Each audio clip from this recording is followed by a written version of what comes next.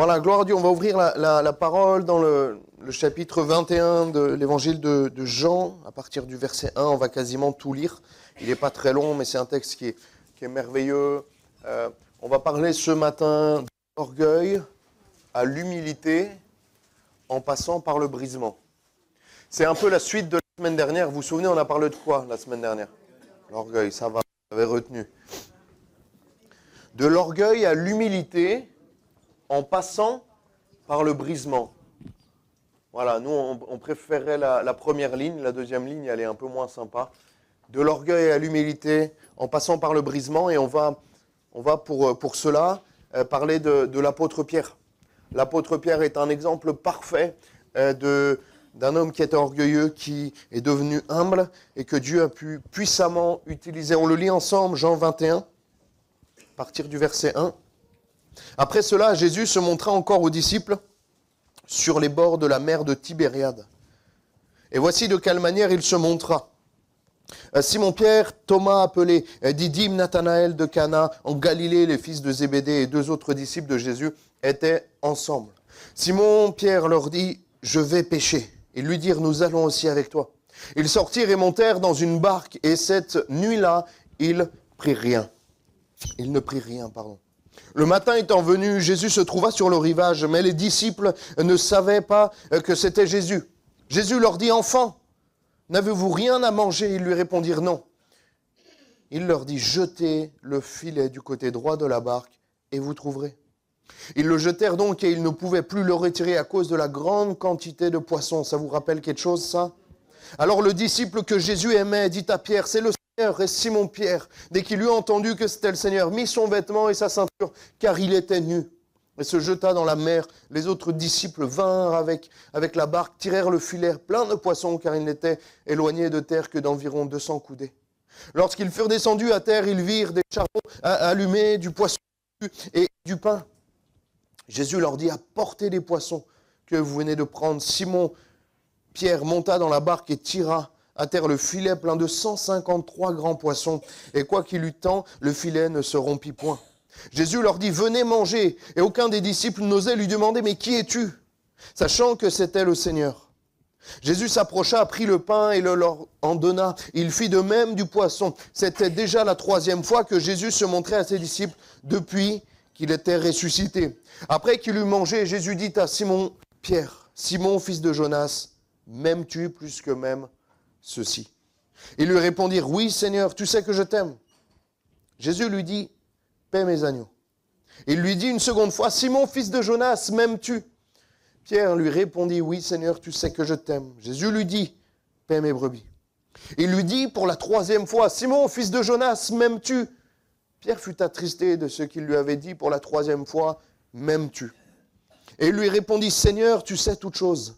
Tu sais que je t'aime. » Jésus lui dit, « Paie mes brebis. En vérité, je te le dis, quand tu étais plus jeune, tu te saignais toi-même et tu allais où tu voulais. Mais quand tu seras vieux, tu étendras tes mains et un autre te ceindra et te mènera où tu ne voudras pas. » Il dit cela pour indiquer par quelle mort Pierre glorifierait Dieu. Et ayant ainsi parlé, il lui dit, « Suis-moi. » Verset 24, parce qu'il est magnifique. C'est ce disciple qui rend témoignage de ces choses et qui les a écrits. Et nous savons que son témoignage est vrai. Jésus a fait encore beaucoup d'autres choses. Si on les écrivait en détail, je ne pense que le monde même ne pourrait contenir les livres qu'on écrirait. Amen. Déjà, pour remettre dans le contexte très particulier, nous sommes juste après la crucifixion de Jésus. Pierre, qui était si fier, si orgueilleux et si sûr de sa force, a pris un coup et de son engagement pour le Seigneur. Voilà, il s'est remis en question parce que il a dit juste avant la crucifixion, « Je suis prêt à mourir pour toi. Si même tous t'abandonnent, moi je ne t'abandonnerai pas. » Il s'est mis même à couper l'oreille du serviteur du souverain sacrificateur Malchus, à lui couper l'oreille. Pour croire qu'il lui-même pouvait sauver physiquement Jésus-Christ. Juste après, il va renier Jésus 3 fois. Il va le renier alors que Jésus lui annonce, il va le renier. À chaque fois, on entend le coq chanter. Et à chaque fois, il renie le maître. Il ne va pas juste renier le maître. Il va jurer, il va faire des imprécations. J'ai regardé ce que ça voulait dire faire des imprécations déjà. Et il a dû vous dire, mais je vous jure, je ne le connais pas. Et même à la base, c'était mal vu des Juifs. Mais il s'est dit, non, je vous jure, je vous assure, je ne connais pas cet homme. Et après, il a même fait des imprécations. Les imprécations, c'est jurer devant Dieu. Je vous jure que je ne le connais pas. Devant Dieu, Dieu en est témoin, je ne le connais pas. C'est quelque chose qui est grave. C'est quelque chose qui est grave parce que son orgueil et sa peur aussi l'a amené à ces choses-là. Et après, il a réalisé. D'un Pierre orgueilleux, il est devenu un Pierre brisé. Il se mit à pleurer. Il se mit à pleurer parce qu'il s'est rendu compte de ce qu'il venait de faire. Le Pierre instable, rempli de lui-même, impulsif, orgueilleux, même peureux des fois, a dû se dire, je vais passer à côté de tout ce que le Seigneur avait prévu pour moi. La parole du Seigneur qui lui avait dit avant ça, je vais bâtir mon église sur toi, je vais t'utiliser glorieusement pour commencer mon œuvre et tu vas m'aider à bâtir mon église. Il a dû se dire, ce n'est plus pour moi. Vous savez, je suis en train de préparer un message sur le fils prodigue, mais Pierre, c'est une forme de fils prodigue qui est revenu, qui était complètement brisé. Il a dû passer par là pour voir la gloire de Dieu. Il a dû passer par là pour que Dieu puisse l'utiliser grandement. Et on voit à ce moment-là, le texte, on revient au texte qu'on a lu, et là, il est allé pécher. Et là, on voit un Pierre complètement brisé. Au verset 3, il a dit, je vais pécher. Il n'a pas dit, allons pécher, allons... Non, il a dit, je vais pécher, j'ai besoin d'être seul, je vais y aller tout seul, j'ai besoin, voilà, je suis au plus bas. Il a dit, je vais pécher. Il est même retourné à son activité de base. Comme si pour se dire, mais ce que Dieu avait prévu pour moi, ce qu'il avait dit sur ma vie, je t'utiliserai grandement pour mon église, ce n'est plus pour moi, ce n'est plus pour moi. Être chrétien, ce n'est plus pour moi. Venir à l'église, ce n'est plus pour moi. Les choses de Dieu, ce n'est plus pour moi. Je suis allé trop loin dans le péché, je suis allé trop loin dans ce que j'ai dit, je suis allé trop loin dans ce que j'ai fait. Un peu comme ce fils prodigue. Je vais pécher, je retourne à mon activité première. De toute façon, je suis bon qu'à ça. Il oublie d'un coup tout ce que Dieu avait fait pour lui, tout ce que le Seigneur avait dit et promis sur sa vie. J'ai envie de dire, l'ennemi, là, à ce moment-là, avait gagné dans la vie de Pierre. L'ennemi avait gagné. Dans ce qu'il a réussi à faire croire à Pierre. Arrête de tout remettre en question au moindre problème. Arrête de tout remettre en question avec le Seigneur à la moindre épreuve. Enracine-toi dans le Seigneur. Et c'est là ce qu'on va voir, que Pierre, la grande différence entre le Pierre avant la crucifixion et après la crucifixion, et même après la Pentecôte, c'est qu'il aimait le Seigneur, pas de la même manière. Il aimait véritablement le Seigneur Jésus-Christ. On voit qu'à ce moment-là, Jésus va les appeler ses enfants. Mes enfants, les enfants, enfants spirituels. Et là, on voit tout l'affect de Jésus pour ses disciples. Bien sûr qu'il avait reconnu Pierre, avant que Pierre le reconnaisse. Bien sûr que Jésus savait que Pierre était là, en train de pécher. Et l'enfant, il était même pour Pierre. Parce que Pierre, à ce moment-là, était toujours un enfant de Dieu. Alléluia. Mais on voit qu'ils n'ont rien pris. Comme la première fois où Jésus n'était pas encore arrivé dans la vie de Pierre. Parce que ce n'est pas que le Seigneur forcément s'est retiré, c'est que Pierre s'est retiré du Seigneur lui-même. Et on voit qu'il est revenu à son état initial, à une vie pleine d'échecs. Cette pêche miraculeuse, c'est la même. Elle est au même endroit, le lac de Tibériade, la mer de Galilée, c'est le même endroit. Dieu a utilisé 2 fois le même miracle pour la même personne, de la même manière. Comme pour l'appeler à nouveau. Comme pour lui dire, Pierre, je veux quand même t'utiliser. Peu importe ce que tu as fait, je veux quand même te restaurer, je veux quand même t'utiliser grandement. Parce que ce que j'ai prévu pour ta vie est toujours d'actualité. Amen. Ne laisse pas l'ennemi gagner dans tes pensées, dans ce qui pourrait te faire croire que tu n'es pas assez bien, que tu es allé trop loin dans le péché, de ce que tu as fait est trop grave. Le Seigneur veut te restaurer comme il a restauré Pierre, en te faisant vivre. J'ai envie de dire, il lui rappelle son appel premier. De la même manière, la même scène, le même endroit, tout était similaire. Pour lui dire, je t'appelle à nouveau. Je t'appelle de la même manière, c'est toujours bon. Tu n'es pas fait pour être pêcheur de poissons. De toute façon, tu n'es pas bon, tu n'as rien pêché. Les 2 fois où je suis venu te voir, tu n'as rien pêché. Mais tu es fait pour être pêcheur d'hommes, comme je te l'avais dit la première fois, et c'est toujours valable. Alléluia. Le Seigneur est venu le restaurer. Mon enfant, il n'avait encore rien pris de la nuit. Et le Seigneur veut nous rappeler que sans lui, nous sommes rien. Sans lui, nous sommes rien. Et les quelques fruits qu'on pourrait avoir dans notre travail, dans ce qu'on pourrait faire, sont des fruits périssables. Des fruits qui ne sont pas éternels. Les seuls fruits qu'on aura avec le Seigneur, c'est avec le Seigneur, des fruits éternels. Alléluia. Il y a une différence entre tout ce qu'on peut avoir, tout ce qu'on peut amasser, tout ce qu'on peut gagner ici-bas, tout ce qu'on peut obtenir, et les trésors qu'on s'amasse dans le ciel, la Bible nous dit. Là où la teigne et la rouille ne peuvent pas les atteindre. Des choses qui sont éternelles, des choses qui sont pour l'éternité et qu'on prendra avec nous. Alléluia. Il va leur dire au verset 6, ça va, vous êtes toujours là? Enfin, ce n'est pas Jésus qui dit ça, ça c'est moi. Il leur dit, jetez le filet du côté droit de la barque et vous trouverez. Ils jetèrent donc et ils ne pouvaient plus retirer à cause de la grande quantité de poissons. L'obéissance de Dieu porte toujours du fruit tôt ou tard. L'obéissance à la parole de Dieu porte toujours ses fruits tôt ou tard. S'il te dit jette à droite, jette pas à gauche. Obéis à la parole de Dieu. Si le Seigneur te dit de jeter ton filet à droite, ne le jette pas à gauche. Soyons obéissants au commandement de Dieu. Et on voit que le Seigneur va restaurer Pierre. Il va le restaurer pleinement. Alléluia. Il va lui rappeler au verset, il est magnifique ce texte. On parle souvent de la première pêche miraculeuse et très peu de cette pêche miraculeuse qui est tout aussi belle. On n'en parle pas souvent, mais elle est merveilleuse. On voit le Seigneur Jésus d'une autre manière. On voit le Seigneur Jésus d'une toute autre manière.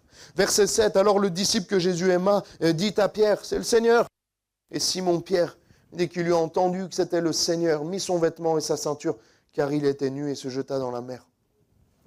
On voit qu'au niveau du texte, il n'était pas forcément tout nu, comme on peut l'entendre, mais voilà, il devait être en sous-vêtement, quelque chose comme un sous-vêtement, voilà, pour cacher cela, parce que ça devait être plus confortable, il devait faire chaud, il devait porter comme ça, être sur le bateau. Je ne suis pas un grand connaisseur en pêche, mais on voit que quand il a vu qu'il y avait le Seigneur, il a eu honte. Il a eu besoin de se couvrir.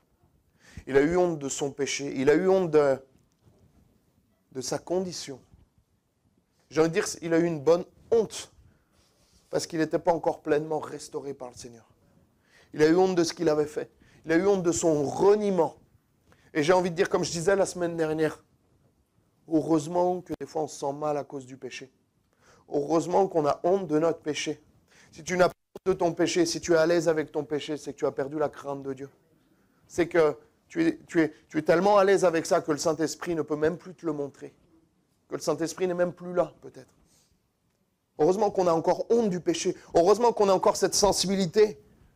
Quand on pêche, qu'on attriste le Saint-Esprit. Ça veut dire qu'il est encore là. J'ai envie de dire, le péché, c'est jamais bon signe. Le fait qu'on attriste le Saint-Esprit, qu'on s'en rende compte, ça c'est bon signe. Amen. Parce qu'après, on peut être restauré pleinement par le Seigneur. Il eut honte. Il va mettre son vêtement parce qu'il était nu. Il n'était pas nu, complètement nu, parce qu'il y avait les autres disciples. Ça n'a pas dérangé d'être en sous-vêtement devant les autres disciples. Ça devait se faire pour les pécheurs à l'époque. Mais devant le Seigneur, il avait honte. Devant le Seigneur, il était gêné. Moi, ça m'a rappelé Adam et Ève, au moment qu'ils ont fait leur péché. Ils étaient tout nus dans le jardin. Là, je pense qu'ils étaient vraiment tout nus, eux, pour le coup. Et ça ne les gênait pas. En fait, parce que ce n'était pas gênant. Il n'y avait que eux, c'était un couple. Et il n'y avait que Dieu. À un moment donné, quand il y a eu le péché qui est rentré, ça les a gênés. Quand il y a eu le péché qui est rentré, ils avaient besoin d'être couverts. Ils ont fait des vêtements en peau en feuilles, en peau de bananier, j'allais dire. Ce n'est pas des peaux de bananier. En feuilles comme ça, je ne sais pas ce qu'ils ont mis, des fougères, des trucs. Parce qu'ils ont eu honte. Ils ont eu honte. Et le Seigneur est venu pour couvrir leur honte, alléluia, comme il l'a fait avec Pierre et comme il l'a fait avec nous. Ne laisse pas l'ennemi gagner dans tes pensées en disant que tu n'es pas assez bien.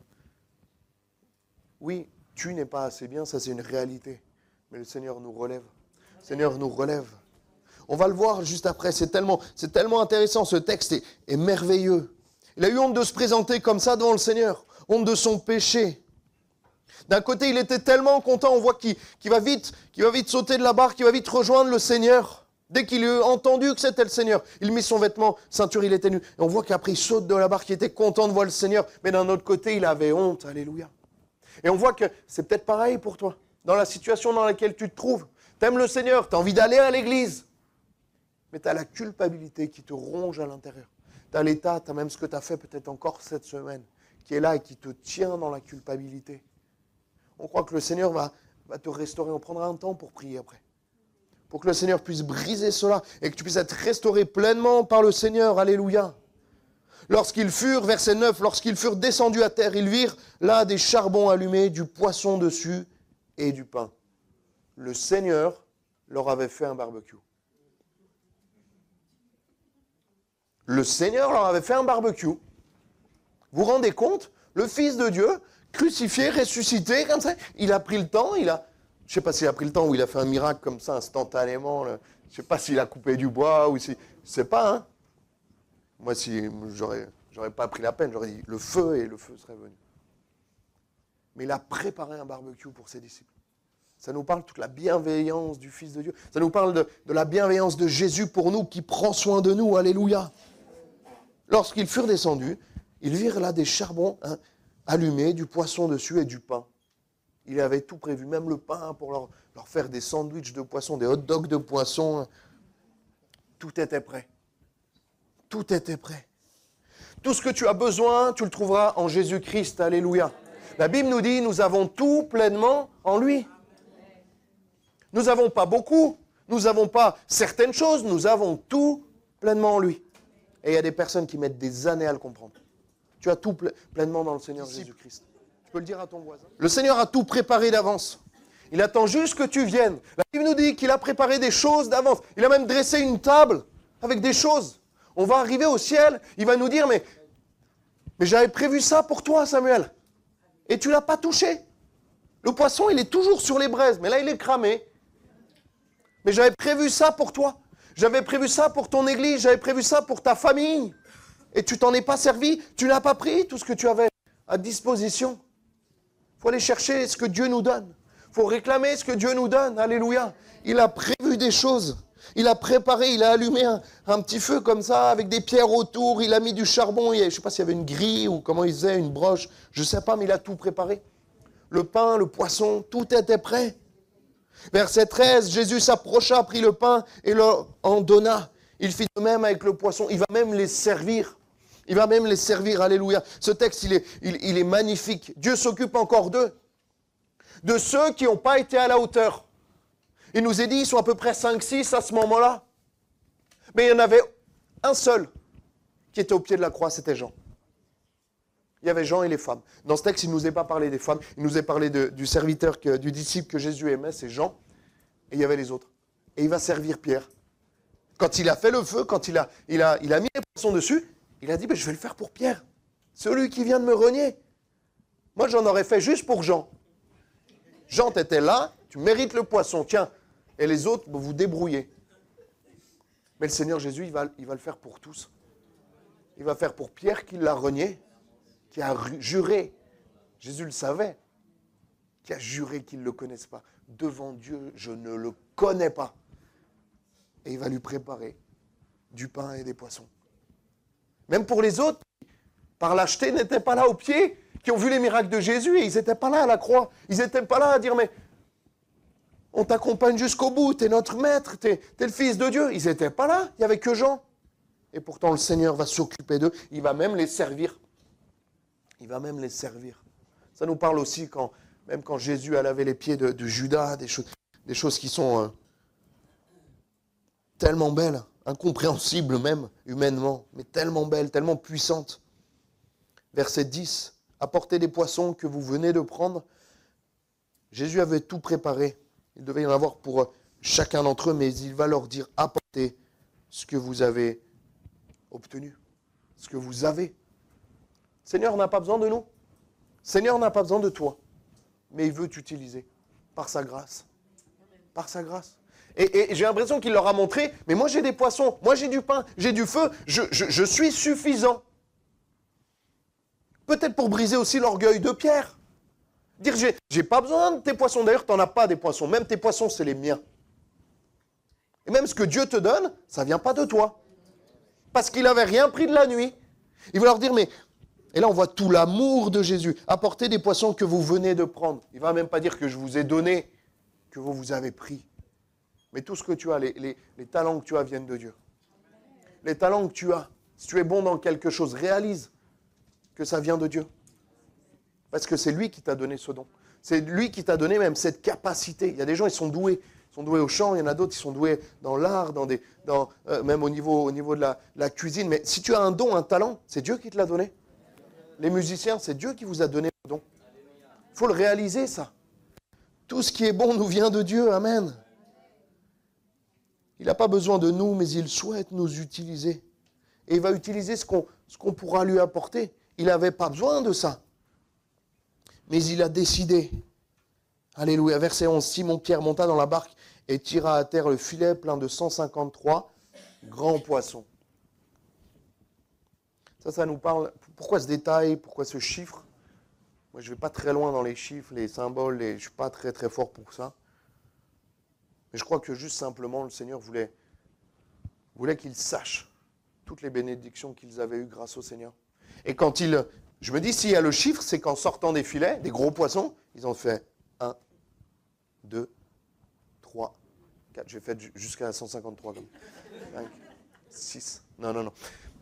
Il voulait que les disciples réalisent que Dieu avait été fidèle. Jusqu'au 153e, 150, 151, 152, 153, gros poissons. Souviens-toi de ce que Dieu t'a donné dans ta vie. Il y a des chrétiens, il y a même des chrétiens qui vous savez cette expression de voir le verre d'eau à moitié vide ou à moitié plein. Et les chrétiens, ils le voient toujours à moitié vide. Vois le verre d'eau à moitié plein. Vois ce que Dieu t'a donné plutôt que ce que Dieu t'a pas encore donné. Le pire, c'est les chrétiens français. Parce que le français râle, mais les chrétiens, des fois, ils râlent encore plus que le français de base. Vois ce que Dieu t'a donné. Essaye de te satisfaire de ce que tu as, de ce que Dieu t'a donné. Je ferai une prédication sur la satisfaction. Le fait d'être satisfait de ce qu'on a, le contentement, c'est ce mot que je cherchais. Le contentement ne dépend pas de ce que tu as ou que tu n'as pas. Le contentement, c'est un état d'esprit, c'est un état de cœur. Et moi, je ne suis pas assez dans le contentement. Des fois, je le suis, des fois, je ne le suis pas.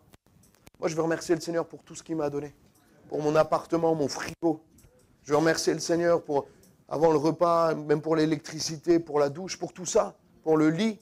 Mais on peut rigoler. Pour la voiture, pour l'église qu'il m'a donné. Remercie-le pour ton travail, pour ta famille, pour ta santé.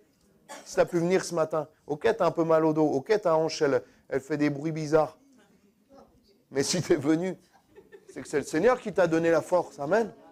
Si tu respires, il n'y a personne qui a pensé à respirer ce matin. C'est le Seigneur qui renouvelle ça. C'est beau quand même, on respire ça. Et puis il y a même le CO2, O2, il y a tout dans l'air et on n'a pas besoin d'y penser. Heureusement, hein, parce que moi j'oublie beaucoup de choses, mais imaginez, j'oublie de respirer.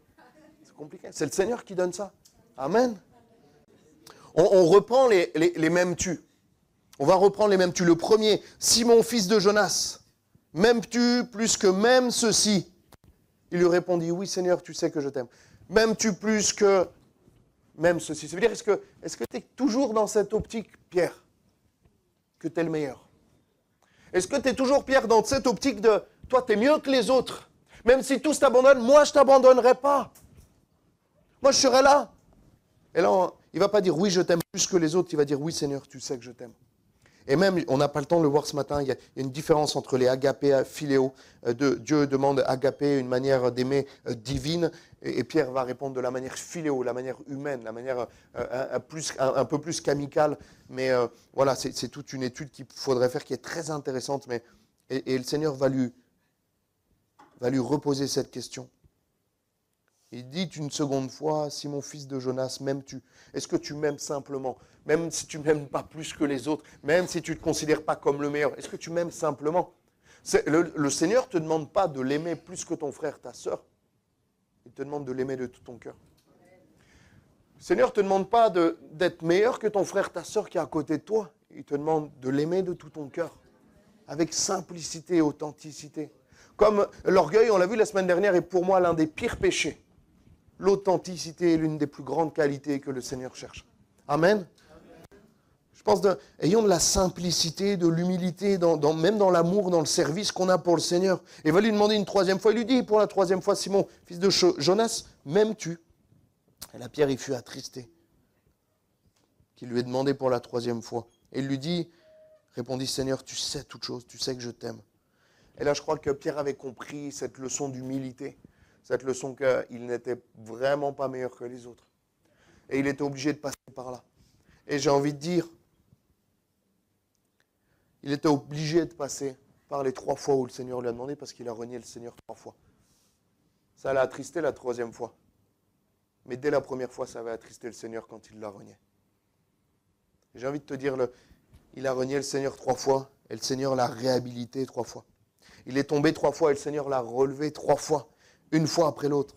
Je te restaure maintenant de la première fois. Je te restaure maintenant de la 2e fois. Je te restaure maintenant de la 3e fois. Dans les mêmes conditions, avec les mêmes personnes, le même miracle, la même pêche, les mêmes poissons. Je te restaure. Je te restaure de ce que tu as fait. Parce que si je t'ai dit une fois, je voulais que tu sois pêcheur d'hommes, je le veux toujours. Pose tes poissons. De toute façon, tu n'es pas bon avec tes poissons. Mais moi, je vais t'utiliser pour la gloire de Dieu. Alléluia. Et il va le restaurer. Et il veut aussi lui faire comprendre à ce Pierre, à notre grand frère Pierre, que toute sa vie, toute sa consécration, que le plus important, c'est l'amour qu'on a pour Jésus-Christ. C'est même pas les œuvres, c'est même pas de couper les oreilles à Marcus. Jésus n'a pas besoin qu'on le défende. C'est pas de se penser orgueilleux, de se croire au-dessus des autres. Le Seigneur, ce qu'il veut, c'est la simplicité d'un enfant. C'est ça, hein? L'amour d'un enfant. L'amour d'un enfant qui simplement suit son Père, qui aime son Père de tout son cœur et qui va le suivre. C'est ce que nous demande le Seigneur Jésus. C'est pour ça qu'il remet les choses à la bonne place. Il va lui demander 3 fois, est-ce que tu m'aimes? Parce que l'amour que nous avons pour le Seigneur Jésus, c'est ça qui va nous faire tenir. Je crois que Pierre, avant cet épisode, avant ce passage du reniement, n'aimait pas Jésus correctement. Je crois que Pierre, avant ce moment-là, il n'aimait pas Jésus comme Jésus voulait qu'il l'aime. Peut-être qu'il le suivait parce que c'était comme, peut-être à la mode, c'était la personne qu'il fallait suivre, Jésus-Christ. Tout le monde le suivait. Il faisait partie des 12, Pierre. Il était orgueilleux, il était content. Pierre, c'est quelqu'un quand même. C'est quelqu'un qui était avec Jésus. On le connaissait vu qu'on l'a reconnu au moment de la crucifixion. On le connaissait. Mais il ne suivait pas Jésus pour les bonnes manières. Il n'aimait pas Jésus comme Jésus voulait qu'il l'aime. Et là, je crois qu'il a bien retenu la leçon. Et on va voir que le Pierre avant et après cet épisode, ce n'est pas du tout le même. Il a été profondément, puissamment, définitivement changé.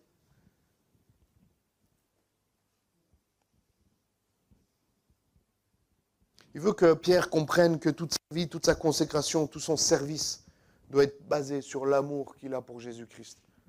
Comment aimes-tu Jésus? Comment aimes-tu le Seigneur Jésus-Christ? Est-ce que tu l'aimes de tout ton cœur? Ou est-ce que tu l'aimes parce que tes parents l'aiment et qui t'ont dit depuis que tu es enfant, il faut aimer Jésus, parce qu'il a donné sa vie pour nous. Mais est-ce que tu l'as réalisé dans ton cœur? Tu le vis pleinement? Parce que là, Pierre, il ne l'avait pas vécu pleinement. Et si tu n'aimes pas le Seigneur Jésus de tout ton cœur, de toute ta force, de toutes tes pensées, toute ton âme, tu ne tiendras pas dans l'épreuve. Tu vas renier le Christ. Et tu vas tomber dans le péché. C'est un peu piquant ce que je vous dis, les frères et sœurs, mais c'est une réalité. On sait que la nuit arrive, les ténèbres arrivent, on le sait, lisez l'Apocalypse, je ne vous apprends rien, ce n'est pas de moi, c'est de Dieu lui-même. On sait que ça va devenir de plus en plus compliqué. Et si tu es le Pierre avant la crucifixion, tu ne tiendras pas. Tu n'es pas meilleur que lui. Je ne suis pas meilleur que lui. Mais si tu es le Pierre d'après la crucifixion, d'après la Pentecôte, rempli du Saint-Esprit, qui réalise qu'il ne peut rien sans Dieu, qui réalise qu'il veut juste simplement aimer le Seigneur de tout son cœur. Et après, le Seigneur s'occupe du reste. Alléluia. Et après, on va voir qu'il va vivre des choses glorieuses. Verset 19, « Ayant ainsi parlé, il lui dit, « Suis-moi. » Et on voit que même il va lui dire, il dit cela pour indiquer de quelle mort il le glorifierait. Il dit, quand tu étais jeune, tu allais, tu faisais ce que tu voulais, c'est toi qui te préparais. Saigner ses reins, ça veut dire mettre sa ceinture, c'est toi qui te préparais. Mais là, on va te forcer à faire des choses. En fait, tu vas être emprisonné pour la gloire de Dieu. Est-ce que tu es prêt à faire cela? Il va lui dire, même tu étendras tes bras, on te mènera où tu voudras. Juste avant, tu étendras tes mains. Certains spécialistes théologiens disent que c'est pour annoncer qu'il allait être crucifié. Et que Pierre va même historiquement refuser cette crucifixion classique parce qu'il n'était pas digne. Il va être même, selon certains théologiens, être crucifié la tête en bas. Le Pierre qui a renié le Seigneur, le Pierre qui était impulsif, orgueilleux, peureux à la fois, va là être capable de mourir pour la cause de l'Évangile. Parce qu'il va être changé puissamment, intérieurement. Il va être rempli du Saint-Esprit. Recherche le baptême du Saint-Esprit. Recherche la plénitude. Recherche que le Seigneur te remplisse pour que tu puisses tenir dans l'épreuve. Ce même Pierre va prêcher devant des milliers de personnes. Des milliers vont se convertir au travers du ministère de Pierre. Alléluia. Parce qu'il va être utilisé puissamment par le Seigneur Jésus-Christ. Mais le Seigneur Jésus-Christ n'aurait jamais pu utiliser le Pierre version 1. Il n'aurait jamais pu utiliser le Pierre d'avant la crucifixion parce qu'il était rempli de lui-même. C'est pour ça que je vous dis de l'orgueil à l'humilité en passant par le brisement. On a besoin, certaines fois, que le Seigneur nous rappelle ces choses-là. Matthieu 10, 28, ne craignez pas ceux qui tuent le corps et qui ne peuvent tuer l'âme. Craignez plutôt celui qui peut faire périr l'âme et le corps dans la gêne. C'est ce qu'on disait François, alléluia. Mais ça, on doit le vivre. Et s'il n'y a pas le Seigneur en toi, tu ne le vivras pas. Ce n'est pas humain. Ce que Dieu nous demande, ce n'est pas humain. C'est divin et c'est spirituel. Alléluia. Ça nous rappelle de nous maintenir dans l'humilité. J'ai bientôt fini, les frères et sœurs. Le Seigneur nous amène à vivre ou à revivre l'échec de nos vies aussi pour qu'on se souvienne. Je crois que quand Pierre il prêchait devant des milliers de personnes, qu'il y en avait 3000 qui se convertissaient, et que l'orgueil commençait à revenir, il disait non, je veux me souvenir de ma nuit de pêche où j'ai rien pris. Je veux me souvenir que sans le Seigneur, je suis rien. Sans le Seigneur, je le renie 3 fois. Sans le Seigneur, je suis capable de jurer que je ne le connais pas. Et là, il va dire, Pierre, calme-toi, rends la gloire à Dieu. Et ça l'a maintenu dans l'humilité.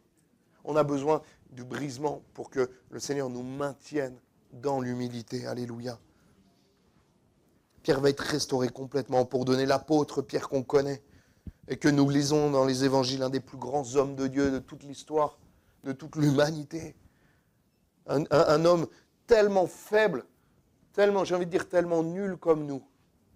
Ça, c'est la réalité.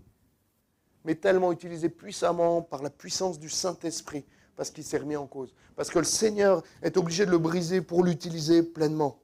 Le problème, si vous êtes comme moi, les frères et sœurs, c'est qu'on a du mal à rester dans l'humilité. On passe souvent d'un extrême à l'autre. On est souvent dans l'orgueil ou dans le rabaissement. Il y en a qui sont comme moi? 2. Ok. Merci Adrien. On est souvent, en fait, j'ai envie de dire l'humilité, vous savez d'où je viens, mes belles montagnes, c'est comme une crête. L'humilité, c'est comme une crête et on a souvent tendance à tomber à gauche dans l'orgueil, à tomber à droite dans le rabaissement. C'est dur de rester sur cette stabilité, sur cette ligne fine qu'est l'humilité. Souvent, on tombe dans l'orgueil ou dans le rabaissement. Je ne suis bon à rien. Non, ce n'est pas que tu es bon à rien. C'est que le Seigneur peut te qualifier. Amen. Passer souvent d'un extrême à l'autre. Je vais prendre courtement cet exemple d'Élie avec les 300 prophètes de Baal dans 1 Roi 19. Je vous inviterai à le relire chez vous. 1 Roi 18, on voit que les 300 prophètes de Baal, on voit Élie, un homme de Dieu incroyable, qui va leur dire, mais allez-y, faites des danses. Il y avait un holocauste et en fait, il faisait un concours du Dieu qui agissait. Et il va dire aux prophètes, il va se moquer d'eux ouvertement, allez-y, allez-y, dansez, le feu, on va attendre, je ne suis pas pressé, allez-y. Et là, le feu ne vient pas. 300 prophètes de Baal. Il est le seul comme ça, un représentant de Dieu, de l'Éternel des armées. Il est comme ça. Il va se moquer des 300 prophètes de Baal qui étaient en position de force à l'époque. Il y avait le roi, il y avait tout le monde. Il va dire peut-être qu'il dort votre Dieu. Il va les provoquer parce qu'il était sûr et limite un peu dans l'orgueil. Sûr et certain que Dieu allait agir et Dieu a agi. Dieu a agi puissamment. Il a même mis de l'eau et tout pour que ça soit encore plus glorieux. Là, ils vont tuer les 300 prophètes. Là, il est au sommet. Et Akab va le dire à sa femme. Il va rapporter, Akab rapporta à Jézabel tout ce qu'avait fait Élie. Comment il avait tué par l'épée les prophètes. Et là, on voit que Élie va tomber dans l'affliction, dans la peur. Élie, voyant cela, se leva et s'en alla pour sauver sa vie. Élie, qui venait de vivre un miracle, un des plus grands miracles de la parole de Dieu, va avoir peur pour sa propre vie. Et il va aller se cacher dans le désert, à une journée de marche. Et il va demander. Il va passer de l'orgueil, de l'assurance, voire de l'orgueil, à l'humiliation, au fait qu'il va se dénigrer totalement. Essayons d'être dans cette stabilité de l'humilité qui est dure à trouver, les amis. Essayons de rester dans cette humilité, de ne pas passer d'un extrême à l'autre. On va prier, on va demander au Seigneur sa grâce. Je vous invite à fermer vos yeux quelques instants. La Bible nous dit dans 1 Corinthiens 1, 28, Dieu a choisi les choses viles, c'est-à-dire qui n'ont pas une grande importance du monde, et celles qu'on méprise, celles qui ne sont point, pour réduire à néant celles qui sont, afin que nulle chair ne se glorifie devant Dieu. Commence à prier, commence à remercier le Seigneur. Et j'ai envie. Sing his praise aloud, sing his praise.